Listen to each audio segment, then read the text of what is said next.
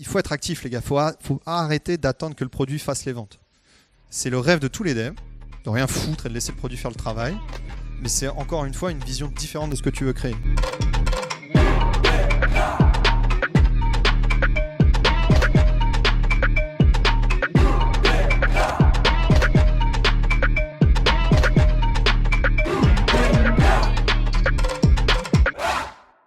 Bienvenue pour ce Coup d'État Talk. Aujourd'hui, on accueille Pierre. Pierre, c'est le CEO de Flat. Il a construit une boîte assez incroyable qui en fait te permet de créer des partitions musicales en ligne directement sur le web. C'est une techno assez folle. Et surtout, ce qui est fou à propos de cette boîte, c'est qu'il y a plus d'1 million d'utilisateurs, qu'ils ont grandi. Il va vous raconter un peu tout ça. Il va vous partager les leçons qui vont avec, parce qu'on ne veut pas juste l'histoire, on veut un peu les petits trucs croustillants qu'il y a derrière. C'est ça qu'on fait avec Coup d'État Talks. Donc j'espère que ça va vous plaire. Profitez bien. Et puis accueillez Pierre.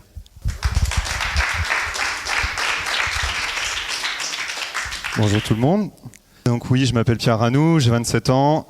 J'ai un parcours et un background d'ingénieur. J'ai fait beaucoup de freelance dans ma jeunesse, dès l'école. C'est pour ça que je me suis orienté très rapidement vers créer ma propre boîte. Et comme l'a dit Valentin, je suis le CEO et le cofondateur de Flat, qui est mon activité plein temps aujourd'hui.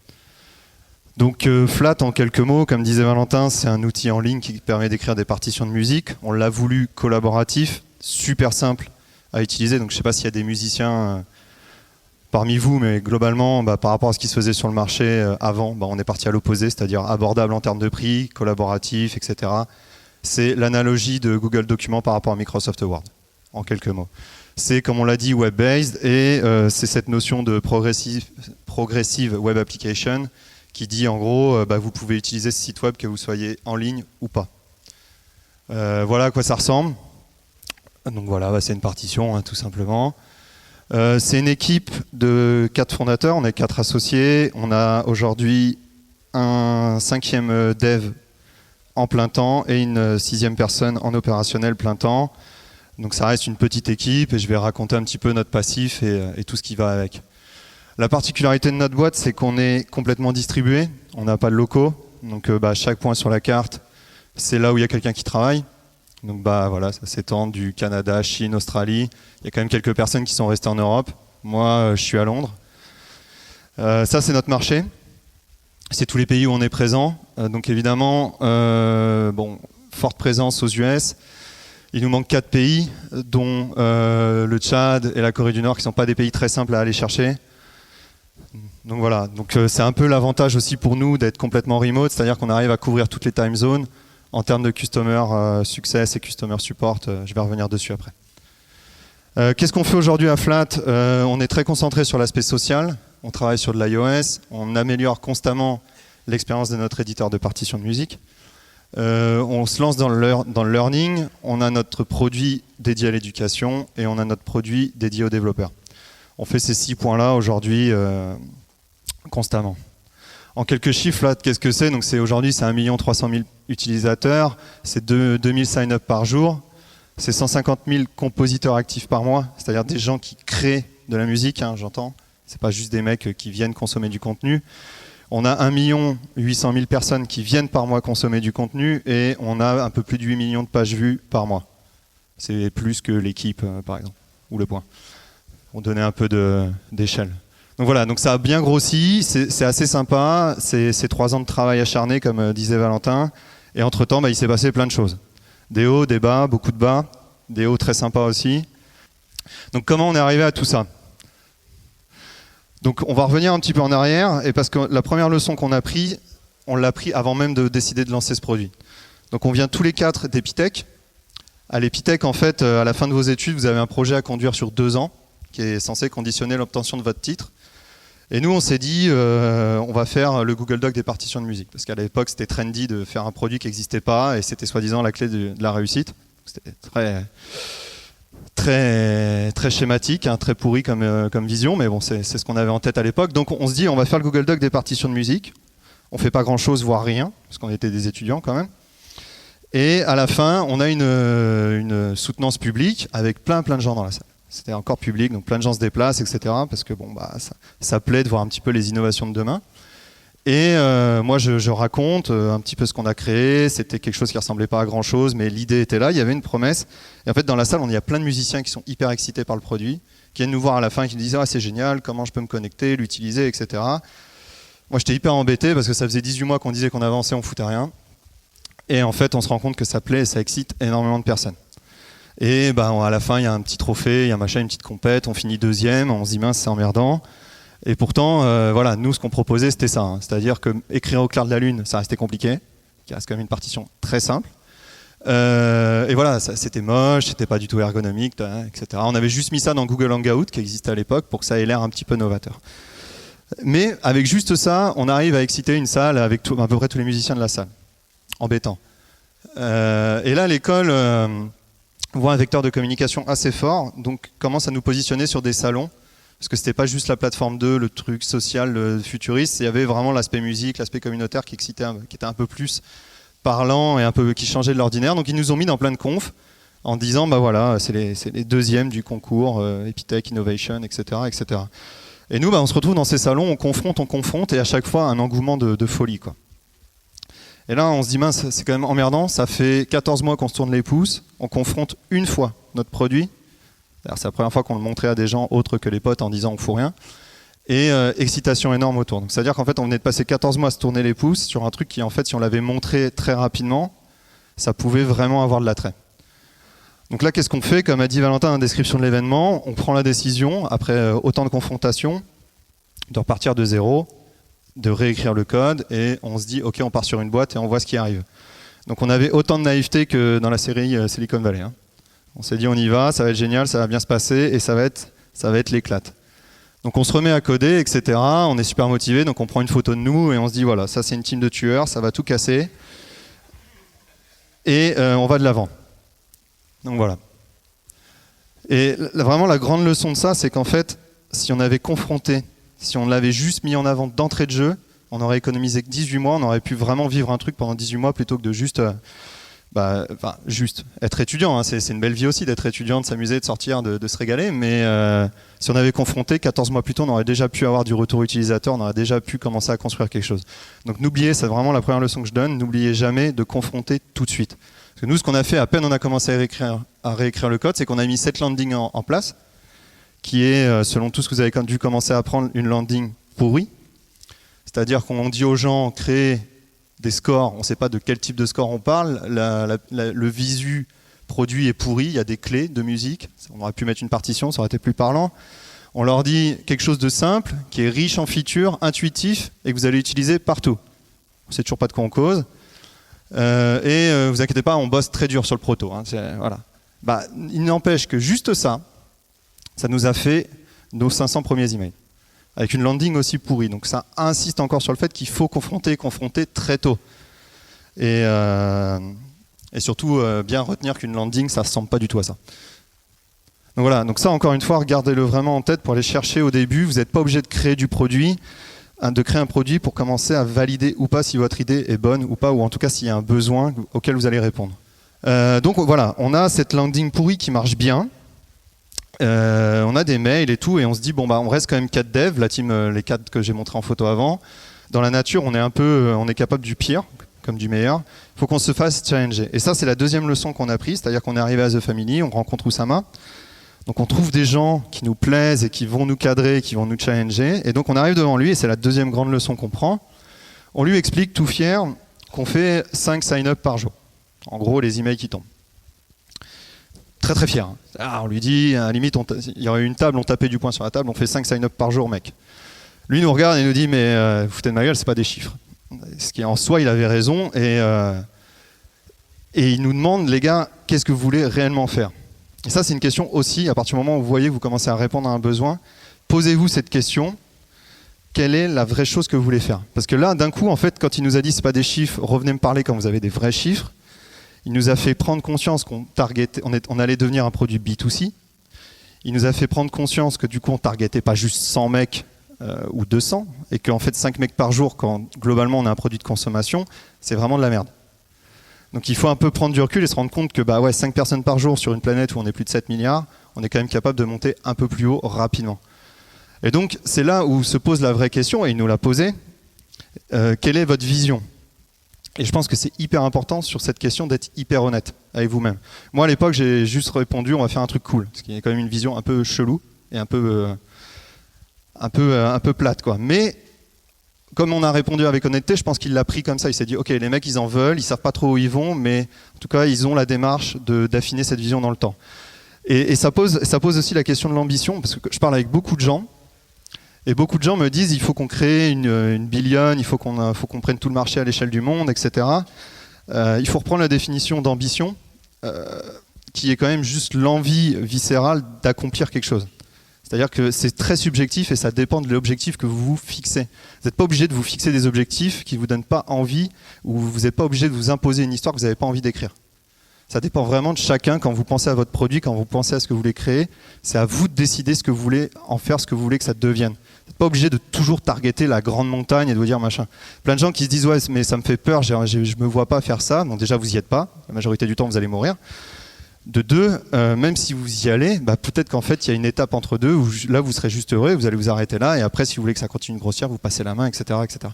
Soyez à l'aise avec ça et essayez de répondre avec la plus grande honnêteté à cette question. Donc voilà, donc là, je vais vous donner 2-3 trucs que vous pouvez utiliser, sur lesquels vous pouvez capitaliser. Donc ce que je disais juste avant, c'est votre produit s'adresse à qui? Est-ce que c'est un produit B2B? Est-ce que c'est un produit B2C? Ça, c'est des questions sur lesquelles vous allez devoir répondre vous-même avec beaucoup d'honnêteté. Parce que c'est à partir de là que vous allez pouvoir décliner une attitude, une posture et une stratégie pour avancer, aller de l'avant et donc créer cette base de croissance. Donc évidemment, ce qui se passe souvent, c'est que les gens partent dans le B2C parce que c'est hyper excitant de se dire que des millions de gens vont l'utiliser. Ils n'y arrivent pas, ils basculent sur le B2B parce qu'on signe un mec, ça va mieux que quand on signe un mec et qui nous donne que 7 balles par mois, quoi. C'est plus simple à sauver la boîte, quoi. Mais il faut quand même se poser ces questions-là parce que c'est à partir de là que vous êtes capable d'avancer. Donc répondez à cette question. Ensuite, posez-vous la question de est-ce que vous êtes local, est-ce que vous voulez être global ou est-ce que vous allez avoir un besoin d'être local? C'est-à-dire local, est-ce que vous regardez que la France? Est-ce que vous regardez que l'Europe? Est-ce que vous regardez que le monde? Nous, Flat, on a lancé, on ne savait pas du tout où on allait. Mais par la force des choses, on s'est très vite rendu compte que la musique était universelle et que donc on allait globalement être partout dans le monde. Et donc ça impose des choix aussi. Ça impose de dire ok, on va peut-être parler un peu en anglais, pas seulement en français. Ça impose aussi de regarder un petit peu ce qui se passe dans tous les pays, essayer d'avoir un nom qui tient la route, qui n'est pas juste français, etc., etc. Et local dans la notion que on peut targeter le monde complet, mais à un moment il faut des gens dans chaque pays, comprendre chaque culture, et on ne peut pas comprendre plus de 180 pays en même temps. Donc posez-vous ces questions-là aussi. L'important c'est pas de le savoir à l'instant T, mais c'est d'avoir une idée de où on se dirige. Et enfin la vraie question, c'est quel est réellement votre produit? Quel est réellement votre produit? En fait, si vous voulez, c'est la question de se dire qu'est-ce que je suis en train de faire? Donc je sais pas, pour Flat, on faisait pas juste un éditeur de partitions musicales. On faisait un éditeur de partitions musicales en ligne, simple d'utilisation, abordable en termes de prix. Et c'est ça votre produit.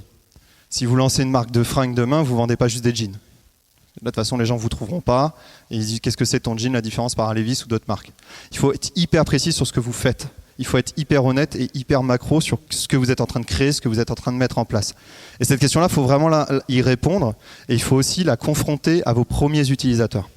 Dans le sens où nous, les premiers utilisateurs qui sont venus sur Flat, ne parlaient pas de Flat comme nous, on pensait on allait devoir en parler. Et ça nous a permis d'améliorer notre discours. Et ça nous a permis de grossir plus vite. Donc toujours être à l'écoute. Que ce soit votre premier client que vous signez ou que ce soit vos premiers utilisateurs qui viennent, parlez-leur.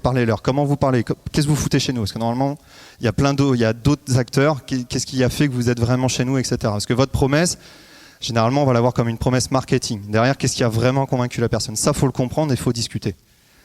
Et qui va l'utiliser? C'est-à-dire que vous pouvez faire une étude de marché, réfléchir, etc. Mais à la fin, il faut vraiment comprendre les premiers utilisateurs ou clients.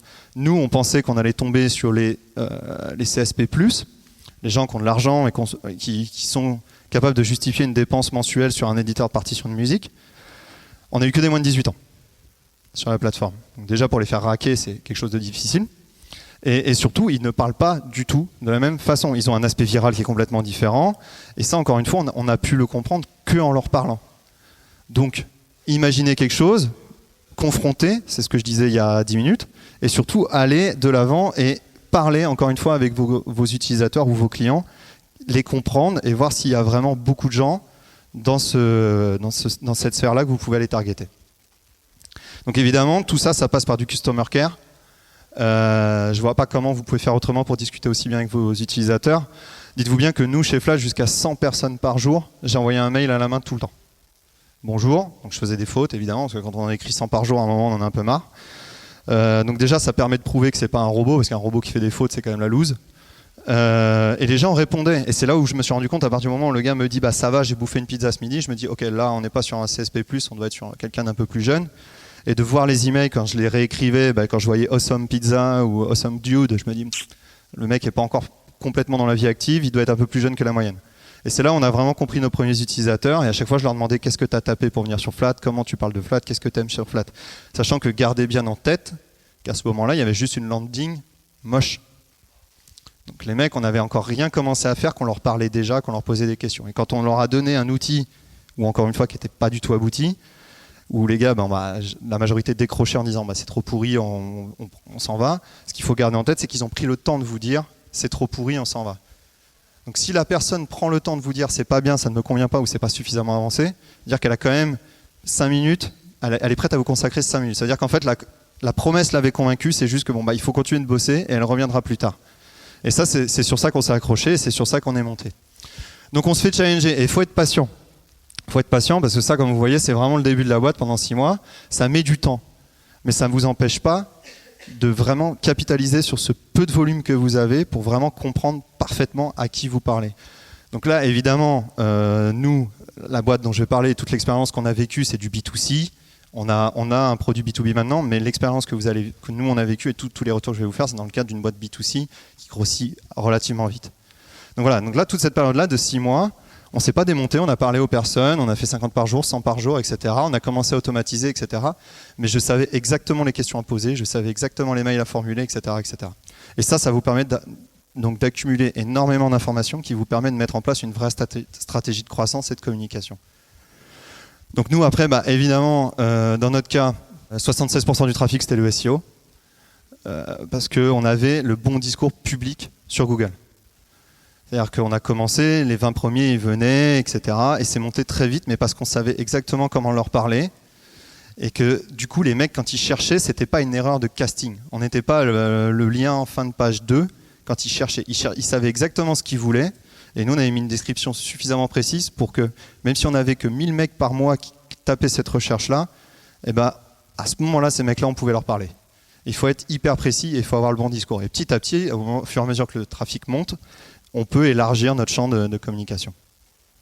Donc c'est important de garder que même si nous ça a marché, c'est un outil, c'est pas une solution. Faites attention aux agences, à tous ces mecs-là qui vous vendent du gouroutisme du SEO, qui vous disent demain ça va grossir plus vite, ça ira bien. Non, il n'y a pas de solution magique, c'est quelque chose qui prend du temps, qui se construit, et vous ne serez jamais que les meilleurs pour parler de votre propre produit, en appliquant tout ce que je viens de dire avant. Voilà, gardez bien ça en tête. Le SEO, c'est vraiment un outil, c'est pas du tout une solution en soi, court terme. Vous la construisez tous les jours, etc. Au pire, vous faites un peu de pub pour valider des idées, mais c'est tout. Et GrowFAQ. Alors, on n'a pas fait de GrowFAQ, tout simplement parce qu'en tant que dev, on pense que c'est juste un outil marketing pour vendre du rêve à des mecs qui sont pas devs. Pour moi, le GrowFAQing, c'est juste la belle arnaque de ces quelques dernières années. La question c'est que le GrowFAQ c'est juste une façon d'automatiser une tâche et de se dire que ok, en fait plutôt que d'avoir 2 personnes pour la faire, vous allez peut-être avoir juste un script. La vérité derrière c'est qu'il y a quand même un humain qui a bouffé tellement de fois cette tâche qu'on se dit ok, je peux l'automatiser et je vais pouvoir accélérer ma croissance ou accélérer la rentabilité sur une tâche donnée. Et nous c'est ce qu'on a fait, on a cherché des opportunités, on est resté très ouvert à n'importe quelle source de croissance. Et au moment où on la comprenait, ou au moment où j'en avais ras-le-bol d'écrire toujours la même chose et que je voyais que ça marchait, là un robot l'a fait. On peut appeler ça du GrowFAQing, mais moi je trouve que c'est juste du bon sens et des mecs intelligents qui se suent au quotidien, quoi. Donc voilà. Donc, en appliquant tout ce que je viens de vous dire et en étant vraiment résilient, normalement, si vous répondez à un vrai besoin, à une vraie nécessité, vous allez être capable de vous créer une base de croissance. En tout cas, nous, c'est comme ça qu'on s'y est pris. Et c'est comme ça qu'on a réussi à monter à 600-700 personnes qui faisaient un sign-up par jour. Sur du B2C, évidemment, encore une fois, je le rappelle. Donc, il ne faut pas se démonter. C'est hyper important de parler et ensuite de regarder devant et de voir comment on peut aller plus vite. À ce moment-là, on est revenu, pour continuer le petit storytelling, à ce moment-là, on est revenu vers Oussama, on s'est dit, bon, bah là, on a des chiffres, c'est cool. Et il nous a dit, ouais, enfin bon, les gars, pour des mecs qui arrivent à monter à 600 par jour, moi, je vais juste commencer à bosser avec vous pour 1000.